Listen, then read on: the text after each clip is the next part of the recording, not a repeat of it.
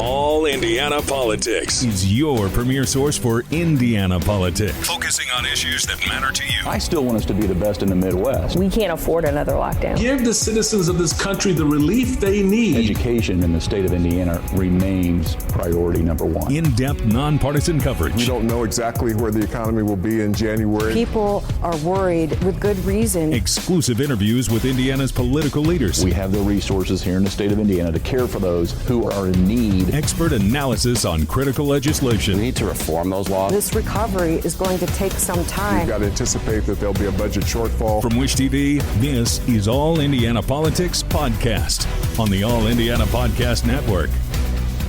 Good morning, everyone. Welcome to another edition of All Indiana Politics. We start with the January 6th Commission and that rare primetime hearing this week. The committee began laying out its evidence that President Donald Trump was at the center of a conspiracy to overturn the results of the 2020 presidential election. The committee also blames Trump for calling a mob to the Capitol and doing nothing to stop the violence of January 6th. This morning, we're getting reaction from Indiana's congressional leaders. Let's welcome in Congressman Jim Banks. Congressman, you were originally slated to be the ranking member of this committee. Did you watch the hearing? What was your reaction to it? Well, yeah, I watched a good deal of it last night, and it didn't take me very long into the hearing to realize that there was nothing new. They didn't present any new facts. They certainly didn't ask the relevant and important questions that I would have asked if I were the ranking member in the room, asking the tough questions about why the United States Capitol was left unsecure on January 6th and the events leading up to it. But it's clear at this point that this committee is not interested in investigating January 6th. They're interested in prosecuting Donald Trump for crimes that he did not commit. And that's the sad reality of the illegitimate committee, the sham investigation, and the American people got a little bit more of a taste of it last night. I'm sure they're going to get more of a taste of that in the weeks to come. During the hearing, Congresswoman Liz Cheney laid the blame for this squarely at the feet of President Trump, and she said that she had a message for Republican members of Congress who continue to support him. She said, this is a direct quote, "There will come a day when Donald Trump will be gone, but your dishonor will remain." What's your reaction to that?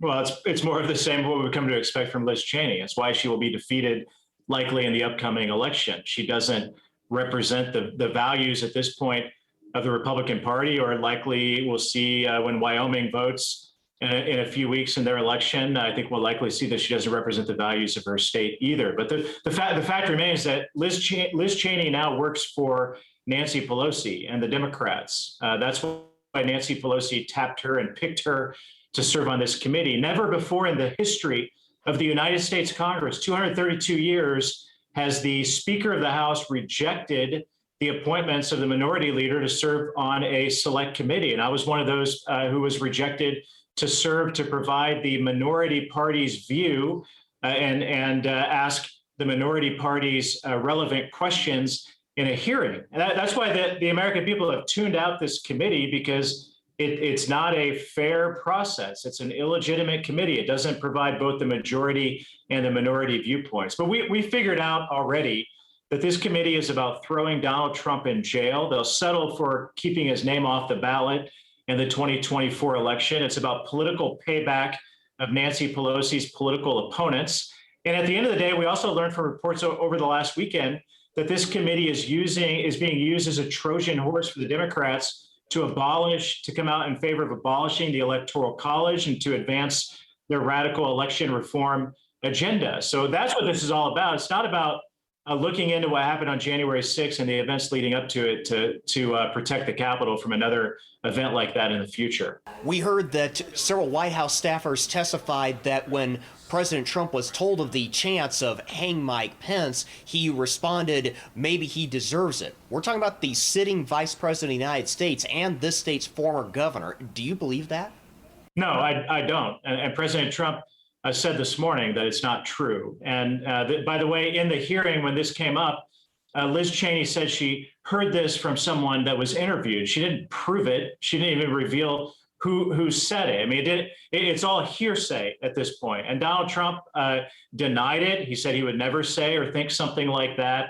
And it just goes to show you this committee's already been caught altering evidence. They altered text messages of Jim Jordan. They already got caught and had to apologize and retract things they've done in the past. Everything that you saw last night was selectively edited interviews. So if they really had the goods on Donald Trump, why didn't they present it before the American people in prime time last night and prove it, show the evidence, have these, instead of selectively editing interviews, have these people sit in the chair and interview them before the American people in a more transparent way. Again, this is about destroying Donald Trump. It's not about really truly investigating the security at the Capitol, the events leading up to it. But I assure you, even after Nancy Pelosi rejected me and Jim Jordan from serving on the committee, we still went to work with our Republican colleagues, and we will be producing a serious report that raises a lot of issues about Capitol security and talks about the issues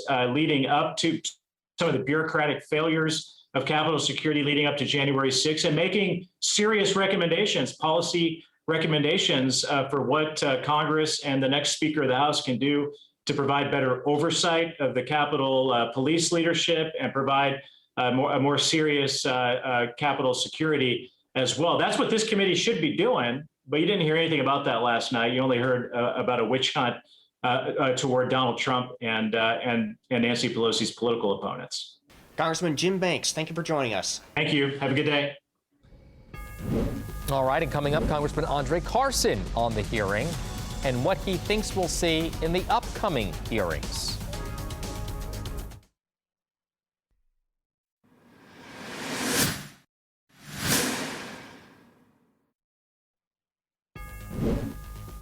Let's welcome in Congressman Andre Carson. You watched the January 6th committee hearing Thursday night. What was your reaction to what you saw there? Did any of that surprise you?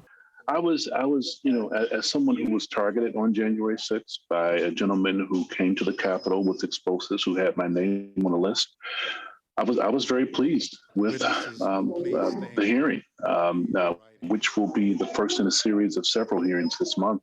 I was very happy to see the Select Committee work hard, and investigations have allowed them to follow the facts and to present their findings to the American people, really in a way that helps them see the truth about what happened on that day, including what may have even led up to the January 6th so-called insurrection.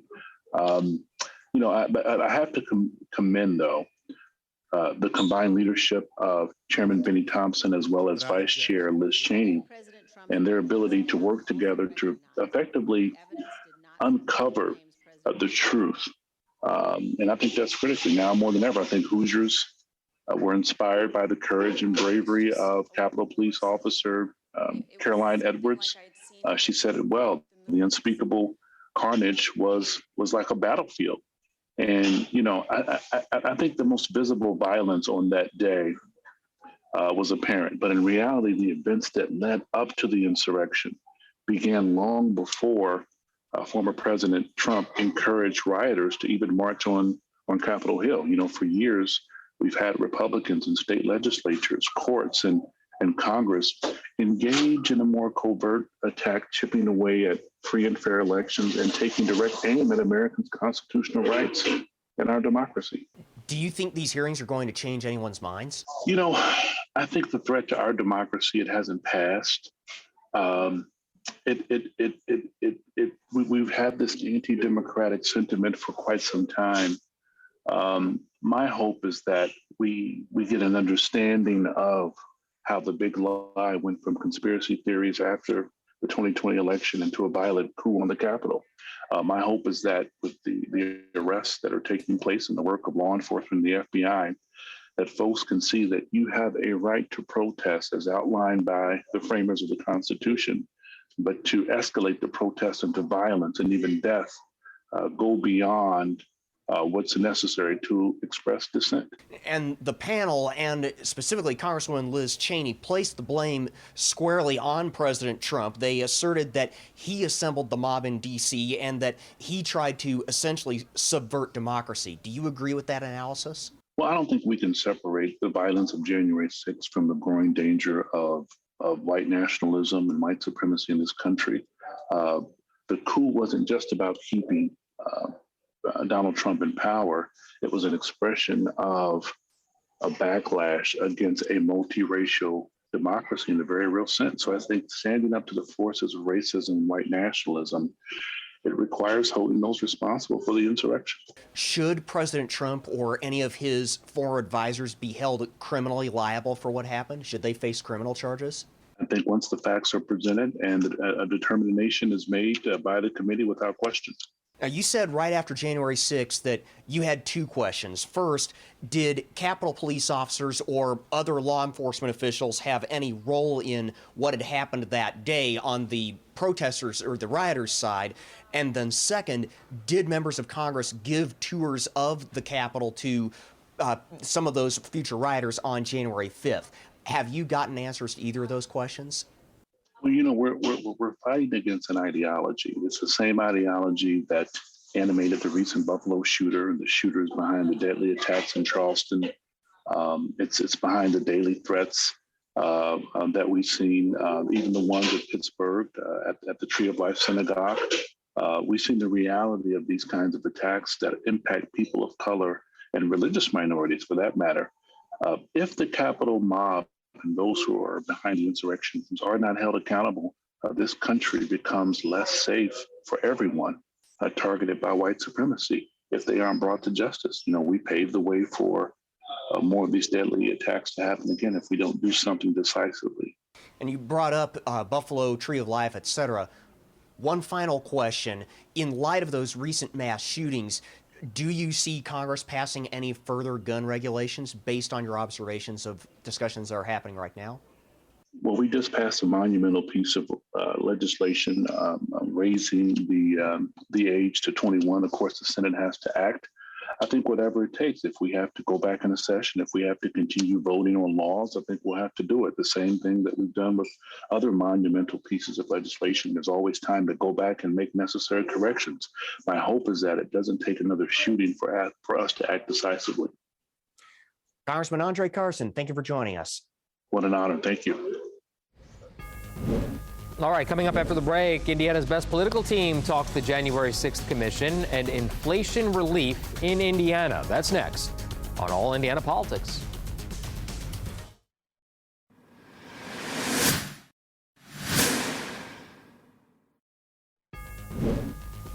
And welcome back to All Indiana Politics on this Sunday as we welcome back two members of Indiana's best political team, Republican Tom John and Democrat Kip Tu. Gentlemen, good to see you. You heard we talked to Congressman Andre Carson and Jim Banks, so let's ask you the same question we asked them. Did anything in Thursday's primetime January 6th hearing surprise you? And will the hearings change any minds? Tom, we'll start with you today. Well, certainly it didn't surprise me. I think you understand that when the Select Committee has TV consultants and this is going on prime time, the object is not exactly the truth, but rather putting on a presentation, and that they did. There are a few takeaways. One is that, this is continuing the messaging to try and hang former President Trump around Republicans' necks. Two is the fact that they're real heroes from these stories, and you heard about them in the Capitol Police officers and others. And from Indiana and Hoosiers' perspective, one of the great heroes you saw is you hear more and more that we've heard over the last 18 months about Mike Pence and his really heroic efforts on that day and what he meant to our country and what he meant to the stability of the transition of power. All right, Kip, I'll ask you the same question, sir. Any minds being changed because of this?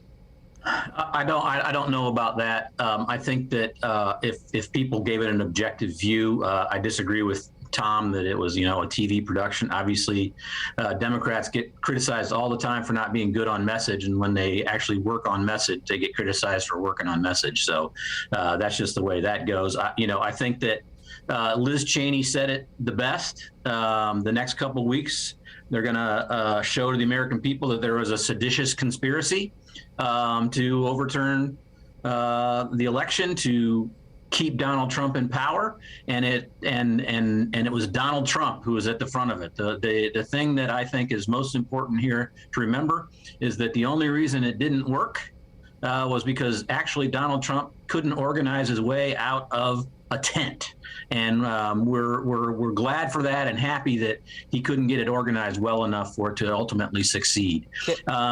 With respect to Mike Pence, I am in his debt. I think Americans are in his debt for doing his job. He didn't have another option if he was going to follow the law, as he explored every single option he possibly could to do what Donald Trump wanted him to do. He at least followed the law, and we should give him credit for doing that. Okay, fair enough.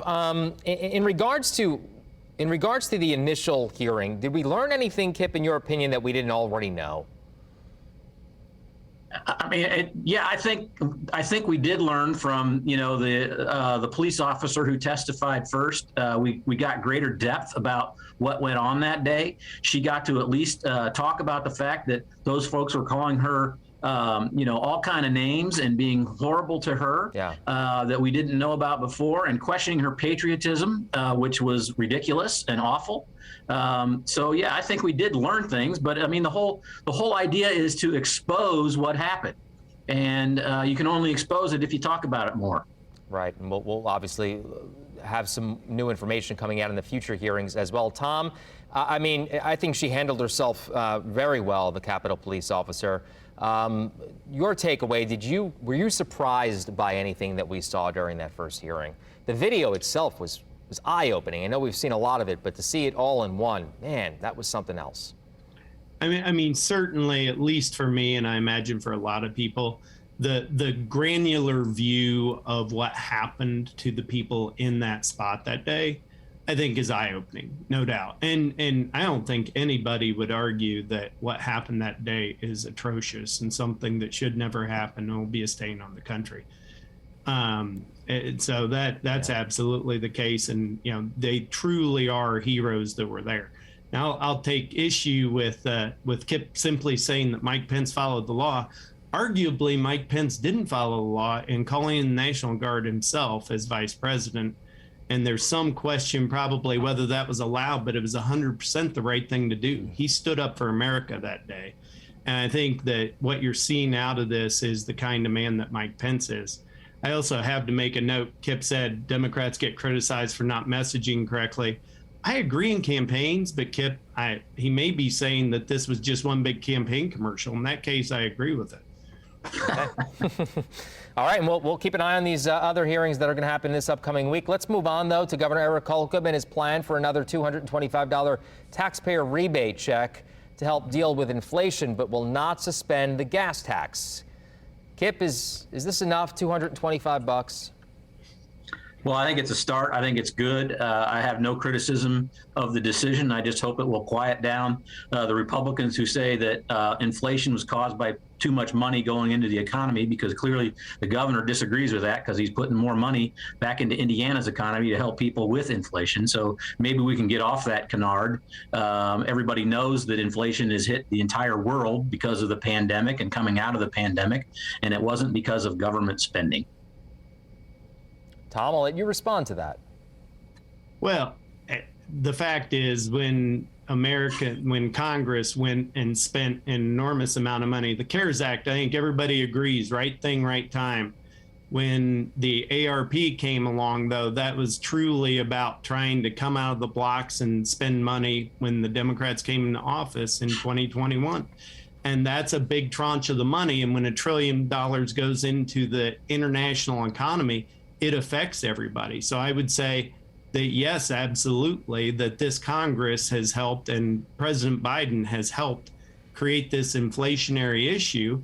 And Governor Holcomb certainly can't stop world inflation, but he can certainly step up and try and help Hoosiers, which is exactly what he's doing. He's doing it in a thoughtful way. You know, you've had the Democrats call to rescind the gas tax. Because you know what, Tom, let me jump in quick because I only have a minute left. So if that is the case, then why give people $225 and not just cut the gas tax? Because if you cut gas tax, you're going to have bridges falling down later. You'll have to come back. When is the right time to bring it back? Last time this was done by the O'Bannon administration, it was not good for the state. It left vacancies and work that needed to be done in our state. I think when you're seeing the pro tem and the speaker and the governor come together to do this, they're trying to do something to help Hoosiers right here, right now, in a very straightforward way, without foregoing what we need to do for Hoosiers in the future. Okay. Gentlemen, we'll leave it right there. Thank you so much as always. We'll talk to you soon. Have a good rest of your Sunday. We'll be right back. Take All Indiana Politics on the go with you. Download our podcast now. Part of the All Indiana Podcast Network and allindianapodcastnetwork.com.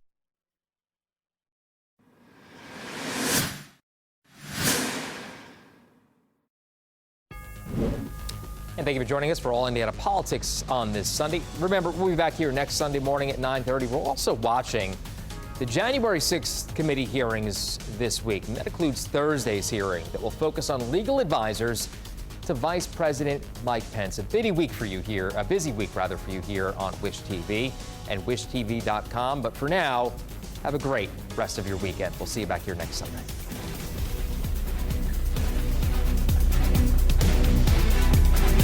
From Wish TV, this is All Indiana Politics Podcast on the All Indiana Podcast Network. Watch All Indiana Politics live Sunday mornings at 9:30 on Wish TV and at wishtv.com. Subscribe to this podcast and listen weekly here on the All Indiana Podcast Network. And be sure to discover even more great podcasts at allindianapodcastnetwork.com.